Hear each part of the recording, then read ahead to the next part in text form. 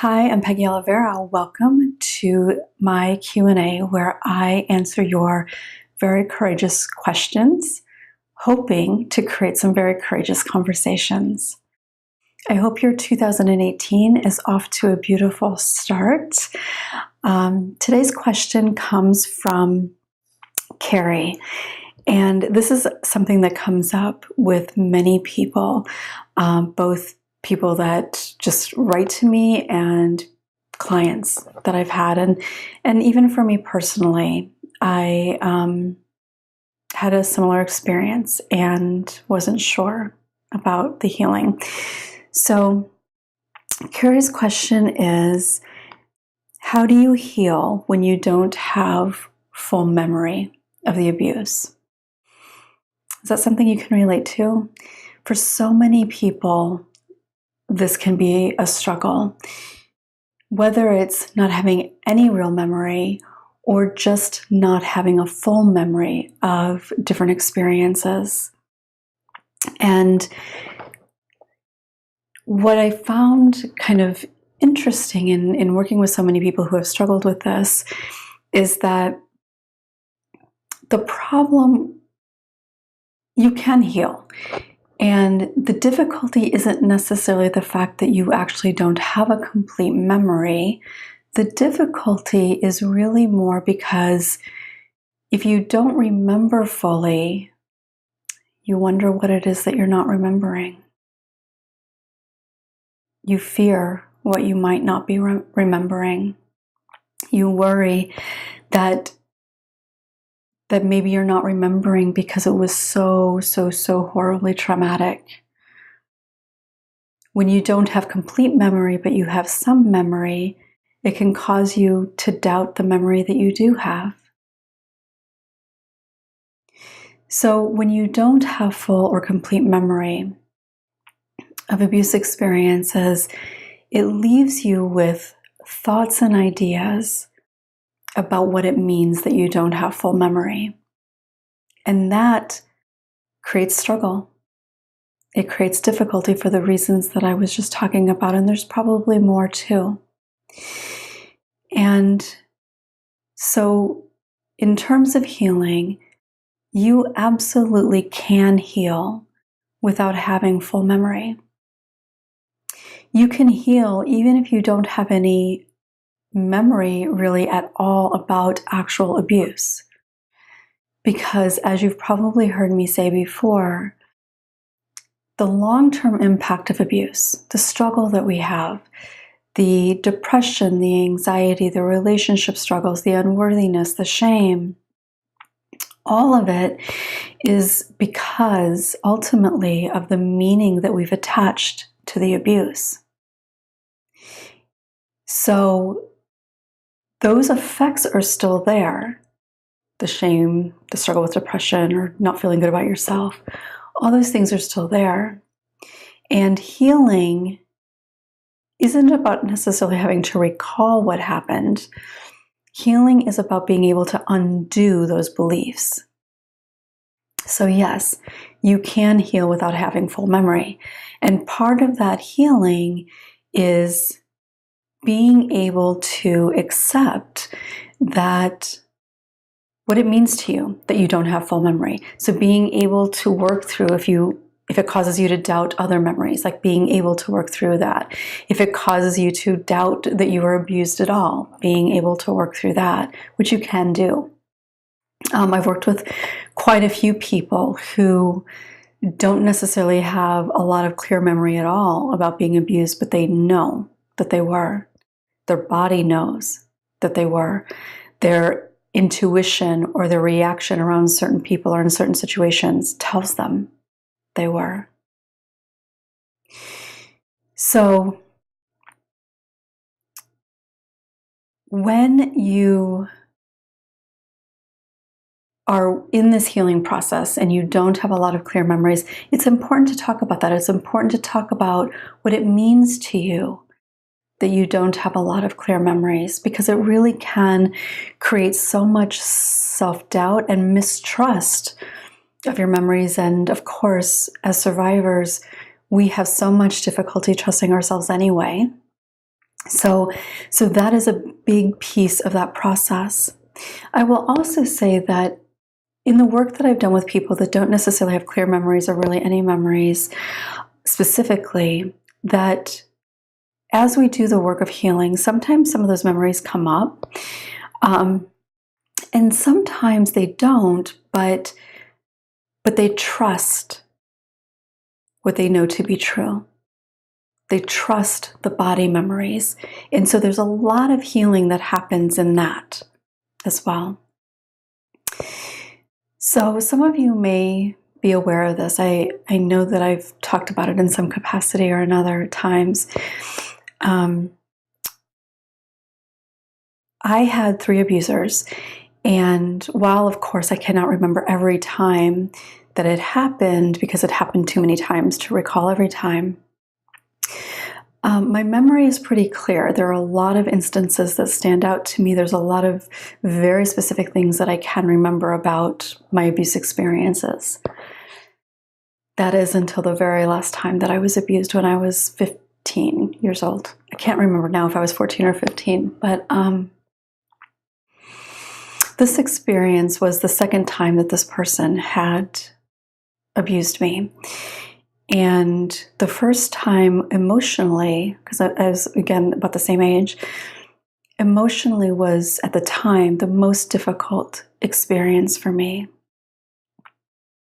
I think for a few reasons. And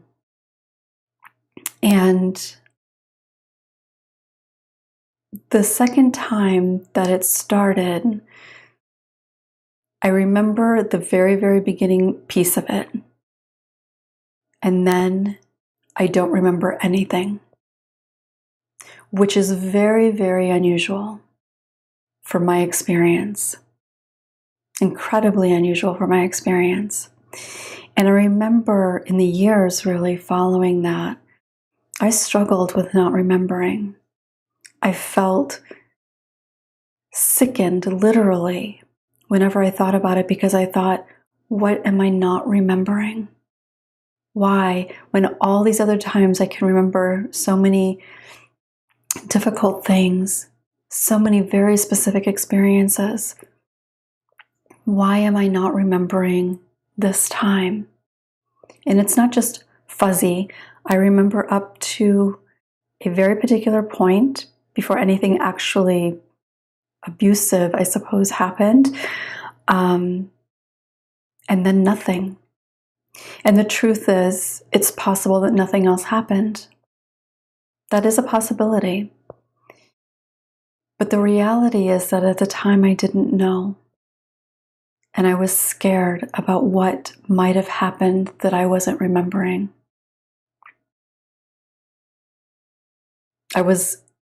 I felt dirty, even without knowing that anything happened, just thinking about what might have happened that I wasn't remembering, what that would have meant to me, what that experience was, and that who that person was to me in my life. So the not knowing created just about as much difficulty for me as the first abuse experience by that person. Obviously, there are some differences, but in terms of the impact that it had on me and how I doubted myself and how I responded to kind of the worst case scenario, because that played through my mind all the time. What if that happened?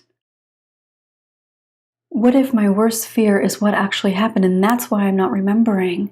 And so my response to that, my physiological response to that, my psychological response to that was as if that actually did happen. And I didn't think that I would ever be able to be okay if I didn't know. I felt like I needed to know, and I didn't know how that was going to happen. But I thought if I could never know what really happened, then there would always be this part that was left unhealed. And what I can tell you from that experience and my entire healing process through all of it is that I still don't know what happened. It is possible that up to that point, what I remember happened, and then nothing happened beyond that. That is still a possibility. It's also a possibility that a lot of other things happened that I just don't remember. And yet, I've been able to heal through that because I've been able to heal those pieces that fear what it might have meant. Both about me not remembering what might have happened and the doubting my own memory in general.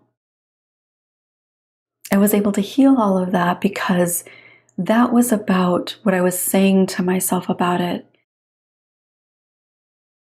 The meaning that I attached to the idea that I didn't remember what happened, I was able to heal that.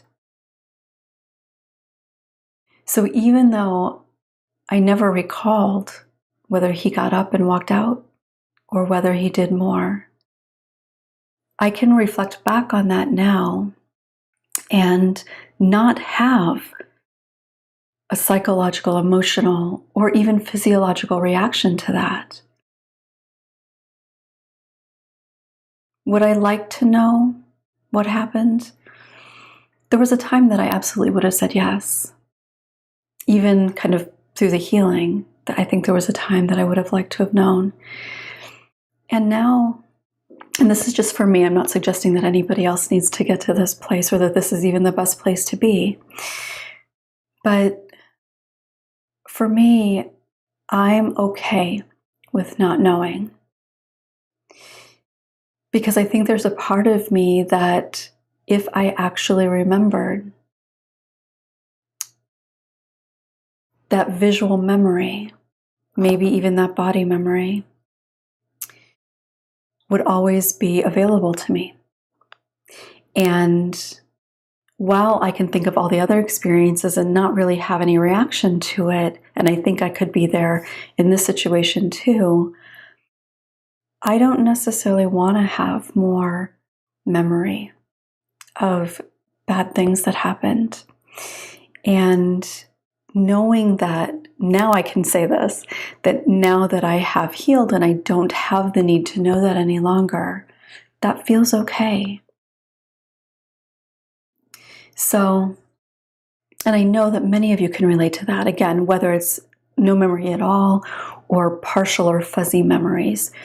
And I also know that I think anybody I've ever known who's been abused has at least moments when you doubt the memory that you do have, which that by itself is an aspect of healing that needs to happen, is being able to really trust your own memories and experiences. So it is a process. It's something that you specifically have to be able to navigate.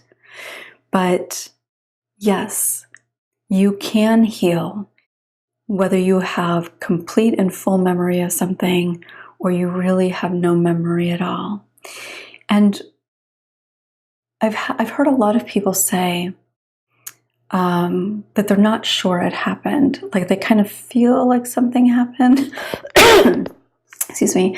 But they're not entirely sure. But then they'll also talk about how their body responds or reacts to different things, or how they feel when they're around somebody or in certain situations. And what I say to that is, honor that. Honor that. It doesn't mean that you have to find somebody to accuse. It doesn't mean that you have to figure out exactly what happened at all, or who it was, or how many times it happened, or anything else. But if our minds are really powerful in being able to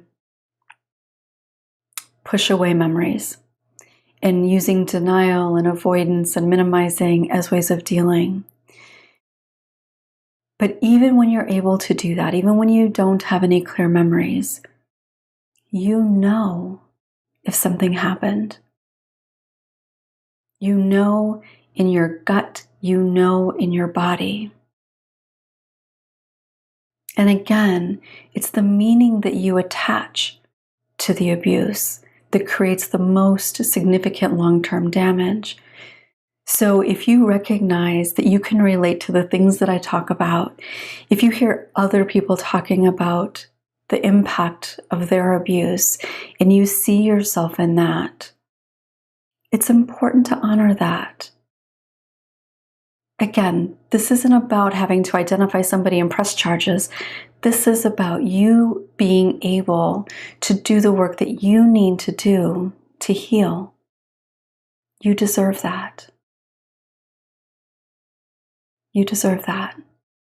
So please, don't let not being 100% sure, not being 100% clear on any memories, don't let that keep you from doing the work that your soul is asking you to do. When you have those inclinations, those wonderings, that feeling when you hear somebody else's story, when you reflect on different experiences in your life and you notice reacting in a way to that, honor that. Give yourself the space to heal. Thank you for joining me for today's question. I will look forward to answering the next one. If you have a question for me that you'd like to answer in this series, you can send it to Q&A@courageousjourneys.com. The link is right there. And I'm taking them one by one and answering them in this series. So thank you all for joining me, and I will look forward to seeing you very soon. Bye.